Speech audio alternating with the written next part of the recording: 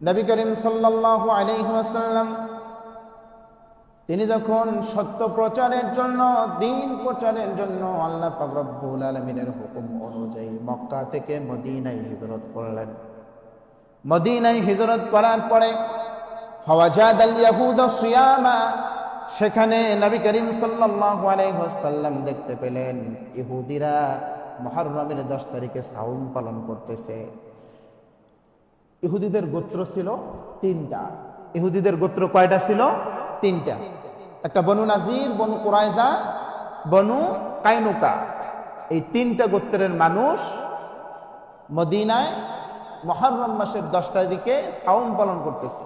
ফাওয়াজাদাল ইয়াহুদা, নবী করিম সাল্লাল্লাহু আলাইহি ওয়াসাল্লাম যখন দেখতে পেলেন ইহুদিরা মুহররমের 10 তারিখে সাওম পালন করতেছে, এমত অবস্থায় আল্লাহ রাসূল সাল্লাল্লাহু আলাইহি ওয়াসাল্লাম তাদেরকে ডেকে ডেকে বললেন, তোমরা যে এই দিনটাতে সাওম পালন করতেছ, এই দিন সাওম পালন তোমরা কেন করতেছো? কোন কারণে করো?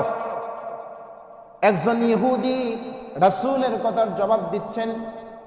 তিনি বলতেছেন, এই দিন আমরা এই জন্য সাওম পালন করতেছি, এই দিন আল্লাহ পাক রব্বুল আলামিন আমাদের পয়গম্বর সাইয়েদনা মূসা আলাইহিস সালামকে নীল নদ থেকে রক্ষা করেছেন।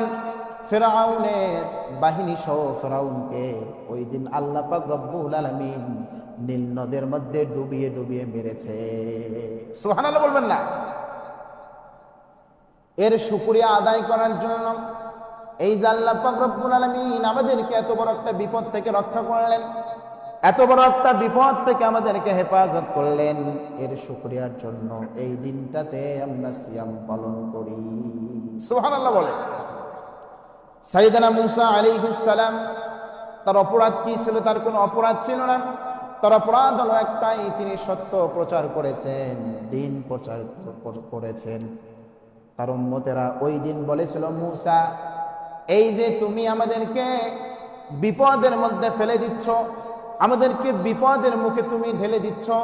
এমত অবস্থায় সাইয়েদনা মূসা বলেছেন, ও আমার উম্মতেরা, তোমাদেরকে একটা কথা বলি, আমি একনিষ্ঠভাবে তোমাদেরকে আশ্বাস দিচ্ছি, কারণ আল্লাহ পাক রব্বুল আলামিন তার পয়গম্বরদেরকে কখনো বিপদের মধ্যে ফেলে বসে থাকতে পারেন না। সুবহানাল্লাহ বলেন। কখনো বিপদের মধ্যে ফেলে দিয়ে বসে থাকতে পারেন না। যখন নীল নদের কাছাকাছি চলে গেল, উম্মতেরা বলতেছে, মূসা, আমাদের এখন কি হবে? আল্লাহ পাক রব্বুল আলামিন বলতেছেন, ও মূসা, তোমার হাতে যে লাঠি আছে, ওই লাঠি দিয়ে পানির মধ্যে আঘাত করো। এই কথা বলার সঙ্গে সঙ্গে সাইয়েদনা মূসার হাতের লাঠি দিয়ে নীল নদের মাঝখানে যখন আঘাত করলো, আঘাত করার সঙ্গে সঙ্গে আল্লাহ পাক রব্বুল আলামিন অসংখ্য রাস্তা তৈরি করে দিলেন। পড়ি সুবহানাল্লাহ। সাইয়েদনা মূসা আলাইহিস সালাম সহ তার উম্মতেরা নীল নদ থেকে পার হয়ে চলে আসলেন।